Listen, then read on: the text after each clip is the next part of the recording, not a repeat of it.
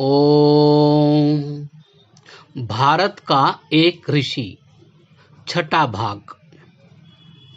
सामाजिक सुधार।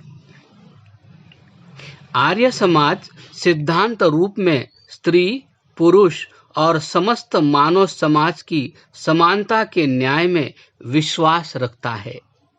वह जन्मना जात पात की प्रथा का खंडन करके गुण कर्मानुसार वर्ण विभाजन को स्वीकार करता है, अर्थात समाज में रुचि और योग्यता के अनुसार कार्य विभाजन होना चाहिए और उसके लक्ष्य में समाज और राष्ट्र की सेवा होनी चाहिए।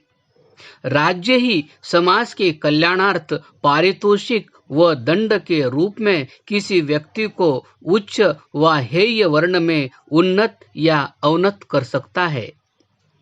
दयानंद की कामना थी कि प्रत्येक व्यक्ति को अधिकाधिक ज्ञान प्राप्ति का अवसर मिलना चाहिए, जिससे वह समाज में अधिक से अधिक ऊंचा उठ सके। सबसे अधिक उन्हें अस्पृश्यों की विद्यमानता का घृणित अन्याय सह्य न था। अस्पृश्यों के अपहृत अधिकारों का जितनी उग्रता से दयानंद ने समर्थन किया, उतनी उग्रता से अन्य किसी ने नहीं किया। अस्पृश्य लोग समानता के आधार पर आर्य समाज में प्रविष्ट होते हैं, क्योंकि आर्य कोई जाति नहीं है। वेदानुकूल श्रेष्ठ कर्म करने वाले को आर्य और पाप एवं दुष्टता का जीवन व्यतीत करने वाले को दस्यु कहते हैं। भारत की स्त्री जाति की पतितावस्था सुधारने में भी दयानंद ने बड़ी उदारता और निर्भीकता का परिचय दिया। दयानंद ने उन बुराइयों के विरुद्ध महती क्रांति की जिनसे स्त्रियां पीड़ित थी। उन्होंने बताया कि स्वर्णिम युग में स्त्रियों को घर और समाज में पुरुषों के समान उच्च स्थान प्राप्त था। उन्हें पुरुषों के सदृश शिक्षित करना चाहिए और गृहस्थ के प्रबंध तथा अर्थ अर्थात पैसे पर उनका ही सर्वोपरि अधिकार रहना चाहिए। दयानंद ने विवाह में पुरुष और स्त्री के समानाधिकार का प्रतिपादन किया है। यद्यपि वे विवाह को अटूट संबंध मानते थे, तथापि उन्होंने शूद्रों के विधवा विवाह को विहित माना है। वे यहाँ तक कह गए कि यदि विवाह से संतानोत्पत्ति न हो तो स्त्री पुरुष अस्थायी रूप से परस्पर समागम कर सकते हैं। आर्य समाज का शिक्षा कार्य। आर्य समाज का 8वां नियम है अविद्या का नाश और विद्या की वृद्धि करना। इस नियम को क्रियात्मक रूप देते हुए आर्य समाज ने भारत में शिक्षा प्रसार के लिए बहुत बड़ा काम किया है। इसने मुख्यतया पंजाब और उत्तर प्रदेश में लड़कों और लड़कियों के स्कूलों और कॉलेजों का जाल बिछाया हुआ है।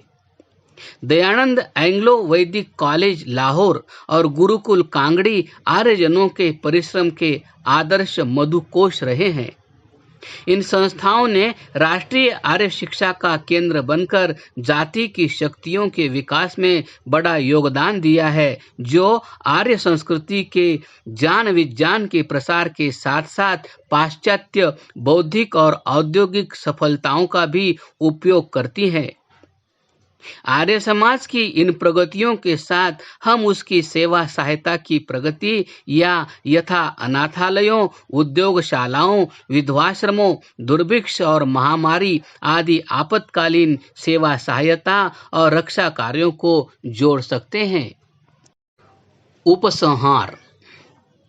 यह दिखाने के लिए कि नेतृत्व की भावना और क्षमता से युक्त यह महान सन्यासी जनसामान्य का कितना प्रबल उद्धारक था, मैंने इनके संबंध में बहुत कुछ कह दिया है। वस्तुतः भारतीय राष्ट्रीय चेतना के पुनर्जन्म और जागरण में जो इस समय उस देश में अपने पूर्ण यौवन में देख पड़ रही है, सबसे प्रबल प्रेरणा दयानंद से प्राप्त हुई थी। उनके आर्य समाज ने, चाहे दयानंद ने चाहा हो या न चाहा हो, 1905 की बंग क्रांति का मार्ग प्रशस्त कर दिया था। वस्तुतः दयानंद पुनर्निर्माण और राष्ट्रीय संगठन के प्रबलतम अग्रणियों में से थे। समाप्त। आर्य समाज के नियम। पहला नियम, सब सत्य विद्या और जो पदार्थ विद्या से जाने जाते हैं उन सब का आदि मूल परमेश्वर है। दूसरा नियम, ईश्वर सच्चिदानंद स्वरूप, निराकार, सर्वशक्तिमान, न्यायकारी, दयालु, अजन्मा, अनंत, निर्विकार, अनादि, अनुपम, सर्वाधार, सर्वेश्वर, सर्वव्यापक, सर्वांतर्यामी, अजर, अमर, अभय, नित्य, पवित्र और सृष्टि करता है। उसी की उपासना करनी योग्य है।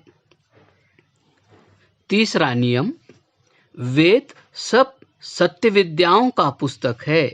वेद का पढ़ना पढ़ाना और सुनना सुनाना सब आर्यों का परम धर्म है। चौथा नियम, सत्य के ग्रहण करने और असत्य के छोड़ने में सर्वदा उद्यत रहना चाहिए।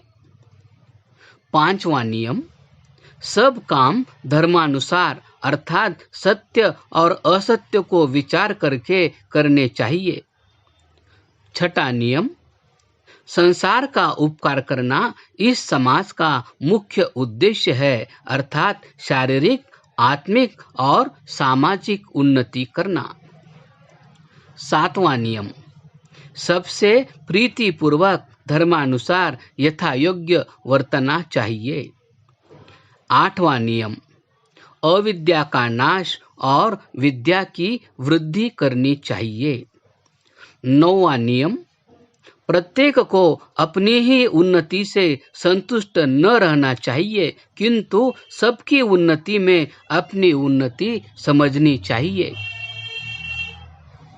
10वां नियम, सब मनुष्यों को सामाजिक सर्वहितकारी नियम पालने में परतंत्र रहना चाहिए और प्रत्येक हितकारी नियम में सब स्वतंत्र रहें।